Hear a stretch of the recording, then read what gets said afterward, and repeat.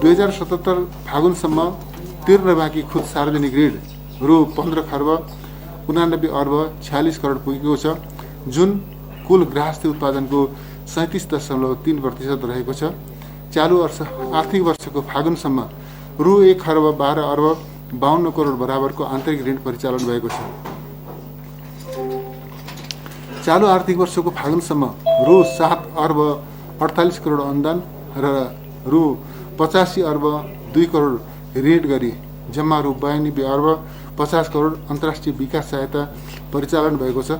त्यसै गरी यस अवधिमा ऋणतर्फ रु 50 अर्ब 38 करोड र अनुदानतर्फ रु 9 अर्ब 71 करोड गरी जम्मा रु 60 अर्ब 9 करोड अन्तर्राष्ट्रिय विकास सहायता उपयोग भएको छ।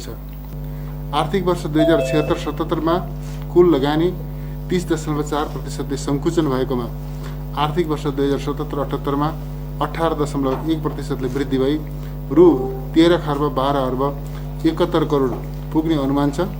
कुल गृहस्थ उत्पादनसँग बचतको अनुपात 6.6% पुग्ने अनुमान छ।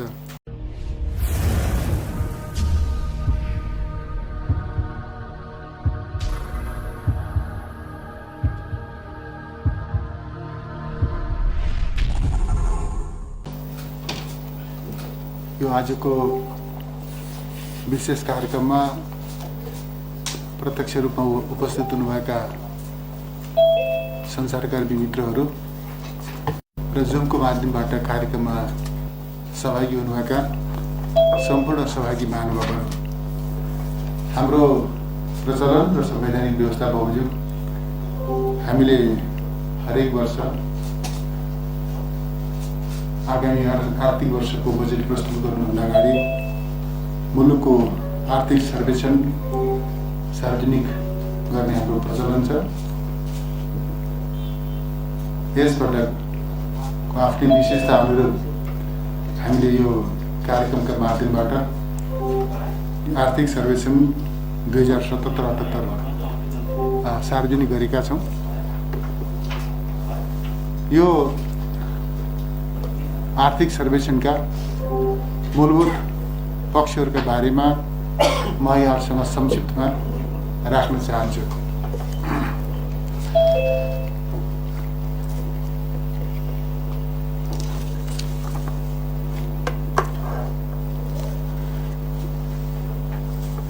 आर्थिक वर्ष 2077-78 को आर्थिक सर्वेक्षणका प्रमुख झलक।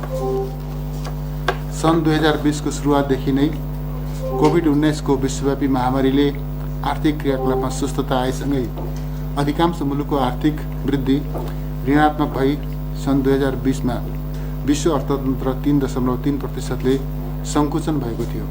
कोभिड-19 विरुद्धको खोप उत्पादन र वितरणसँगै आर्थिक गतिविधिमा आएको सुधारको कारण सन् 2021 मा विश्व अर्थतन्त्र 6.0% विस्तार हुने अन्तर्राष्ट्रिय मुद्रा कोषको प्रक्षेपण रहेको छ। आर्थिक वर्ष 2076-77 मा कोभिड-19 महामारीबाट नेपालको अर्थतन्त्र प्रभावित हुन गई आर्थिक वृद्धि दर पछिल्लो 2 दशकमै पहिलो पटक 2.12%ले ऋणात्मक रहेको छ। स्वास्थ्य सङ्कटको अवस्थामा क्रमशः सुधार आउने अपेक्षासहित नेपालको आर्थिक वृद्धि दर चालु आर्थिक वर्षमा 4.01% रहने अनुमान गरिएकोमा चालु आर्थिक वर्षको तेस्रो चौमासिकबाट तीव्र गतिले फैलिरहेको कोभिड-19 को दोस्रो लहरको कारणले अनुमानित आर्थिक वृद्धि दर हासिल गर्ने कार्य चुनौतीपूर्ण छ। कोभिड-19 महामारीबाट नागरिकको जनस्वास्थ्य तथा जीवन रक्षाको लागि PCR परीक्षण र कोभिड उपचार निशुल्क गरिनुका साथै कोभिड-19 विरुद्धको खोप समेत निशुल्क लगाउन सुरु गरिएको छ। चालु आर्थिक वर्षको कुल मूल्य अभिवृद्धि कृषि, उद्योग र सेवा क्षेत्रको योगदान क्रमशः 25.8%, 13.1% र 61.1% रहेको अनुमान छ। चालु आर्थिक वर्षमा धानको उत्पादन 1.3%ले वृद्धि भएको छ।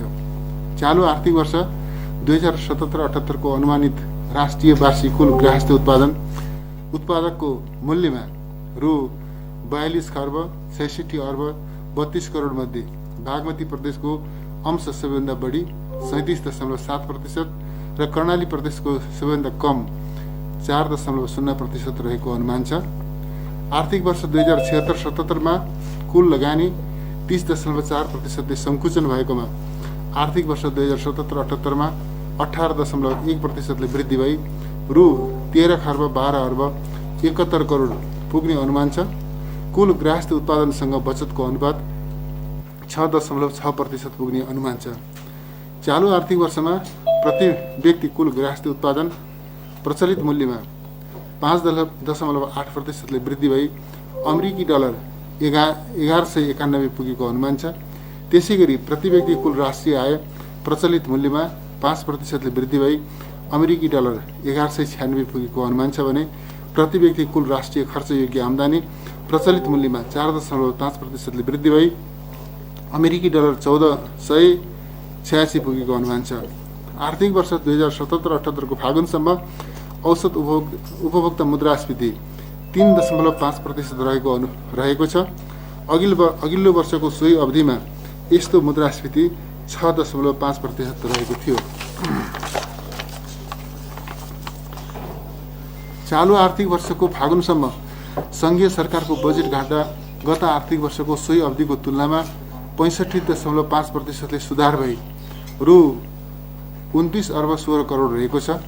चालु आर्थिक वर्षको फागुनसम्म सङ्घीय राजस्व गत आर्थिक वर्षको सोही अवधिको तुलनामा 4.6%ले बढेर रु 5 खर्ब 1 अर्ब 97 करोड पुगेको छ। सङ्घीय सरकारी खर्च 6.4%ले सङ्कुचन भई रु 5 खर्ब 71 अर्ब 77 करोड रहेको छ। 2077 फागुनसम्म तिर्न बाँकी खुद सार्वजनिक ऋण रु 15 खर्ब 89 अर्ब 46 करोड पुगेको छ, जुन कुल गृहस्थ उत्पादनको 37.3% रहेको छ। चालु आर्थिक वर्षको फागुनसम्म रु 1 खर्ब 12 अर्ब 52 करोड बराबरको आन्तरिक ऋण परिचालन भएको छ। चालु आर्थिक वर्षको फागुनसम्म रु 7 अर्ब 48 करोड अनुदान र रु 85 अर्ब 2 करोड ऋण गरी जम्मा रु 92 अर्ब 50 करोड अन्तर्राष्ट्रिय विकास सहायता परिचालन भएको छ। त्यसै गरी यस अवधिमा ऋणतर्फ रु 50 अर्ब 38 करोड र अनुदानतर्फ रु 9 अर्ब 71 करोड गरी जम्मा रु 60 अर्ब 9 करोड अन्तर्राष्ट्रिय विकास सहायता उपयोग भएको छ। चालु आर्थिक वर्षको फागुनसम्म ठुला पूर्वाधारका परियोजनामा रु 38 अर्ब 67 करोड 91 लाख र 133 उद्योगमा रु 25 अर्ब 51 करोड गरी जम्मा रु 64 अर्ब 19 करोड बराबरको विदेशी लगानी स्वीकृत भएको छ। आर्थिक वर्ष 2077-78 को फागुन महिनासम्म बैंक तथा वित्तीय संस्थाको निक्षेप 11.0% ले वृद्धि भई रु 42 खर्ब 60 अर्ब 47 करोड पुगेको छ भने कर्जा प्रवाह 17.5% ले वृद्धि भई रु 38 खर्ब 46 अर्ब 31 करोड पुगेको छ। कोभिड-19बाट प्रभावित उद्योग व्यवसायलाई सहयोग पुर्याउने उद्देश्यले सहुलियत दरमा प्रदान गरिने पुनर्कर्जा प्रवाह विस्तार गरिएको छ। 2077 फागुन वसन्तसम्म 48,831 ऋणीको कुल रु 1 खर्ब 42 अर्ब 17 करोड पुनर्कर्जा स्वीकृत भएको छ। 2077 फागुन वसन्तसम्म रु 88 अर्ब 86 करोड पुनर्कर्जा लगानीमा रहेको छ। पुँजी बजार प्रति लगानीकर्ताको आकर्षण बढ्दै गएको छ। 2076 फागुन वसन्तसम्म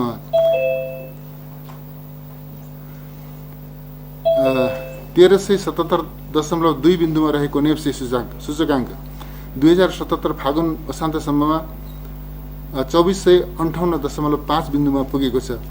आर्थिक वर्ष 2077-78 को फागुनसम्म बिमा व्यवसायको कुल वित्तीय स्रोत तथा उपयोग गत आर्थिक वर्षको सोही अवधिको तुलनामा 15.0% ले वृद्धि भई रु 5 खर्ब 2 अर्ब 70 करोड पुगेको छ। चालु आर्थिक वर्षको फागुनसम्म रु 1 खर्ब 2 अर्ब 40 करोड बिमा शुल्क सङ्कलन भएको छ। चालु आर्थिक वर्षको फागुनसम्म कुल वस्तु पैठारी 2.1% ले वृद्धि भई रु 9 खर्ब 43 अर्ब 79 करोड पुगेको छ। चालु आर्थिक वर्षको फागुनसम्म कुल वस्तु निकासी 7.8% ले वृद्धि भई रु 80 अर्ब 78 करोड पुगेको छ। आर्थिक वर्ष 2077-78 को फागुनसम्म शोधनान्तर स्थिति रु 68 अर्बले बचतमा रहेको छ भने चालु खाता रु 1 खर्ब 48 अर्ब 68 करोडले घाटामा रहेको छ। आर्थिक वर्ष 2077-78 को फागुनसम्म विप्रेषण आप्रवाह 8.6% वृद्धि भई रु 6 खर्ब 42 अर्ब 14 करोड पुगेको छ। 2077 फागुन मसान्तसम्ममा विदेशी विनिमय सञ्चिति रु 14 खर्ब 36 अर्ब 54 करोड पुगेको छ। यस सञ्चितिले 11.3 महिनाको वस्तु तथा सेवाको आयात धान्न पुग्ने देखिन्छ। पछिल्ला वर्षमा मानव विकास सूचकाङ्कमा सुधार हुँदै आएको छ। संयुक्त राष्ट्रसङ्घीय विकास कार्यक्रमको सन् 2020 को प्रतिवेदन अनुसार नेपालको मानव विकास सूचकाङ्क अघिल्लो वर्षको 0.579 को तुलनामा सुधार भई 0.602 पुगेको छ। 2077 फागुनसम्म 93.0% जनसङ्ख्यामा विद्युतको पहुँच पुगेको छ। राष्ट्रिय ग्रिडमा कुल जडित विद्युत उत्पादन गत वर्षको तुलनामा 4.1% वृद्धि भई 1458 मेगावाट पुगेको छ। 2077 फागुनसम्म आधारभूत खानेपानी सुविधा पुगेको जनसङ्ख्या 91.5% र उच्च मध्यम स्तरको खानेपानी सुविधा पुगेको जनसङ्ख्या 23.0% रहेको छ। धरहरा, रानीपोखरी र दरबार हाइस्कुल लगायतका महत्त्वपूर्ण ऐतिहासिक एवं पुरातात्विक महत्त्वका सम्पदाको पुनर्निर्माण कार्य सम्पन्न भएको छ।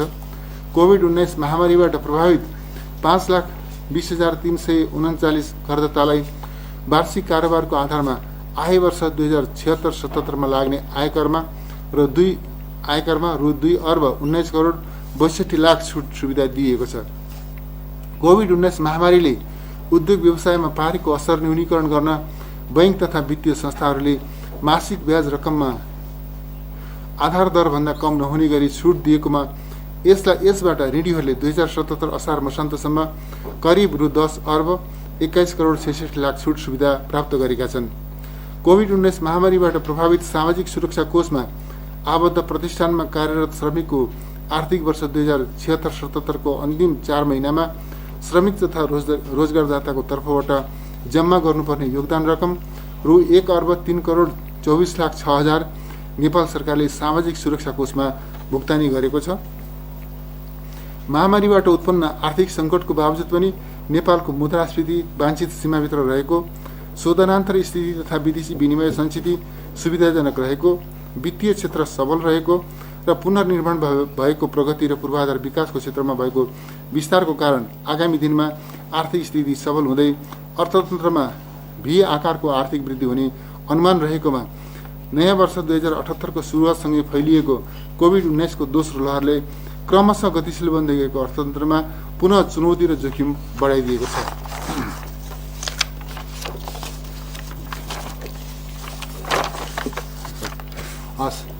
साथीहरू, मैले आर्थिक सर्वेक्षणका सन्दर्भमा यहाँहरूसँग राख्न चाहेका यो सर्वेक्षणका मूलभूत विषयहरू प्रस्तुत गरेँ।